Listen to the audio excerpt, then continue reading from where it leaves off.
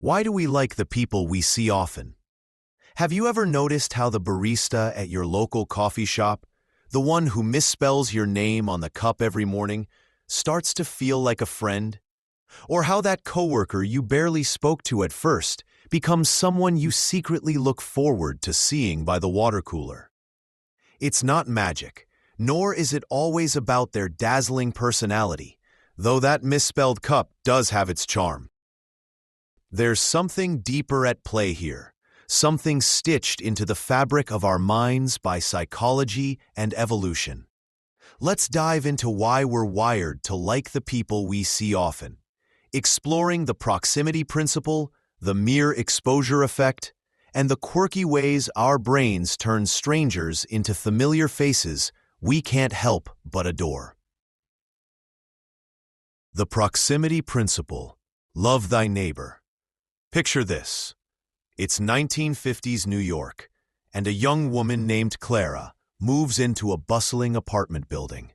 She's shy, doesn't know a soul, and spends her days unpacking boxes of books and records.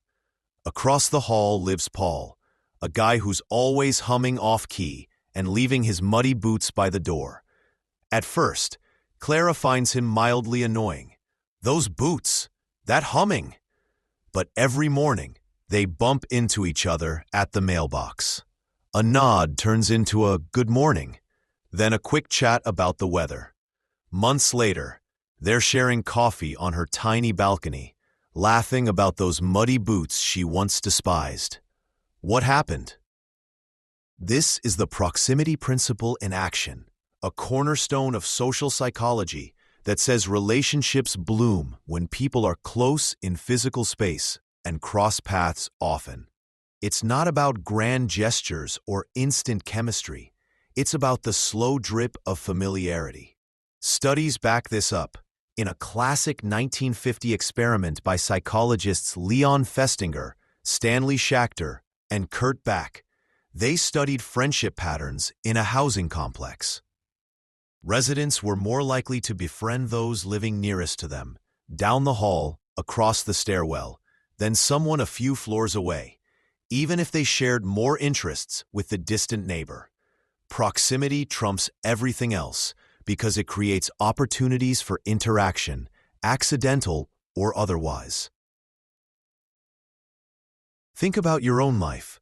Who are your closest friends? Chances are they were once the classmate who sat next to you, the neighbor who borrowed sugar one too many times, or the colleague whose desk was just close enough to spark a chat. Physical closeness sets the stage, and time does the rest. It's why long-distance relationships are so hard. Out of sight often means out of mind, no matter how much you care. The mere exposure effect. Familiarity breeds affection. Now let's zoom into the brain itself. Why does seeing someone over and over make us like them? Enter the mere exposure effect, a psychological phenomenon discovered by Robert Zajonc in the 1960s. It's simple but mind-blowing.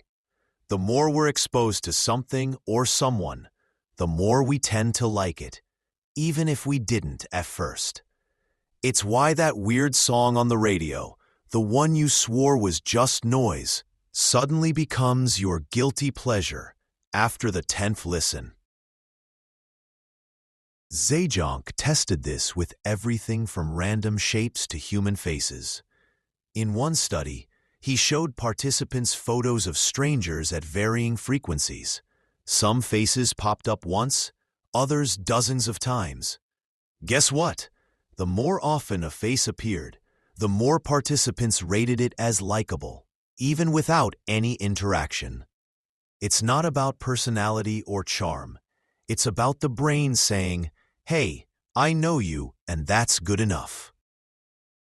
This isn't just a quirky lab trick. It's rooted in our evolutionary past. Imagine our ancestors roaming the savannah, foraging for food. A new berry bush catches their eye. Bright, shiny, tempting. But wait, what if it's poisonous? That initial fear of the unknown kept them alive.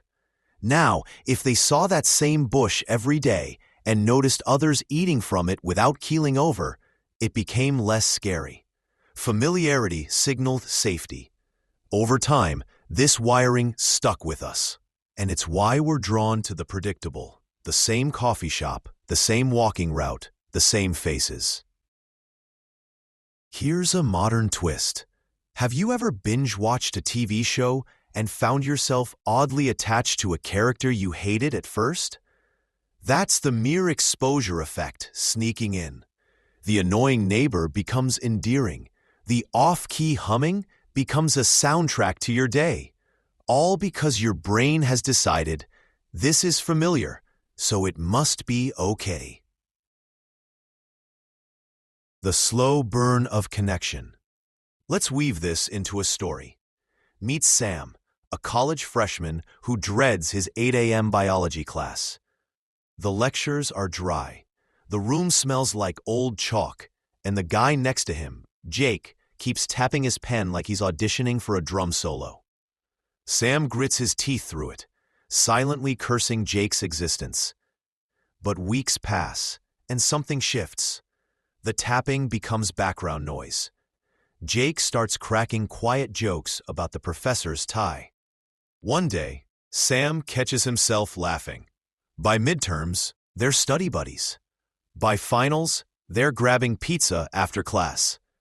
What started as irritation morphed into friendship, all because they were stuck in the same room day after day.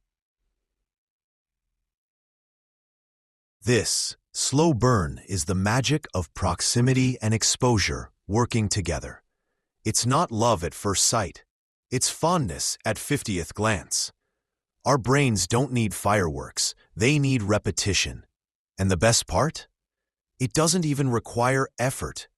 You don't have to charm someone or win them over.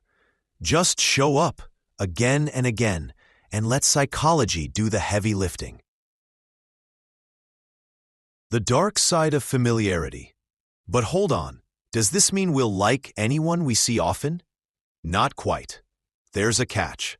The mere exposure effect works best when our first impression isn't strongly negative. If Sam had despised Jake's pen tapping with every fiber of his being, say it triggered a personal pet peeve, no amount of exposure might have saved that friendship. Zionk found that familiarity amplifies what's already there. A neutral or mildly annoying stranger can become a friend, but someone you loathe from the jump, that's a tougher hill to climb. This flips the script in funny ways. Ever wonder why toxic relationships stick around? Proximity can trap us, too. If you're stuck seeing someone daily, maybe a frustrating coworker or a difficult roommate, familiarity might soften your dislike, but it won't erase deep-seated issues. It's a double-edged sword. Closeness builds bonds, but it can also keep us tethered to people we'd rather escape. Real life and the digital age. Now, let's bring this into 2025. Proximity isn't just physical anymore, it's virtual. Think about your social media feed. That friend who's always posting memes or the influencer whose stories you watch daily, they start to feel like part of your life, even if you've never met. The mere exposure effect thrives online too. Every like, every view, every scroll nudges them closer to your heart. It's why brands bombard us with ads. See that logo enough times, and you'll pick it over the competition without knowing why. But here's the kicker. Digital proximity lacks the messy, human spark of real-life encounters. Clara and Paul bonded over muddy boots and balcony chats, tangible moments that virtual likes can't replicate. So while the principles still apply, they hit differently in a world where close can mean a screen instead of a doorstep. Why it matters. So why should you care? Because understanding these quirks of our minds can change how you connect. Want to make friends? Show up consistently. Join a club. Hit the same cafe. Say hi to the same faces. Want to be liked? Be present, not perfect. Our brains are suckers for routine, and that's a superpower if you use it right. Plus, it's a reminder of our shared humanity. We're not as mysterious as we think. Strip away the drama. And we're just creatures craving the comfort of the familiar, whether it's a person, a song, or a berry bush that won't kill us. Wrapping up and a little favor. Next time you catch yourself warming up to someone you see all the time, smile. You're living proof of the proximity principle and the mere exposure effect at work. From Clara and Paul to Sam and Jake, these forces shape our lives in quiet, beautiful ways. So here's a challenge. Look around. Who's in your orbit? Maybe it's time to turn a hello into a coffee date. If you enjoyed this deep dive into the wild world of human connection, hit that like button. It tells me you're out there, and I'd love to keep exploring these ideas with you. Better yet, subscribe for more stories and insights that make you think, laugh, and maybe even nod in recognition. Let's keep this conversation going. After all, the more we meet here, the more we'll like each other, right? See you in the next one.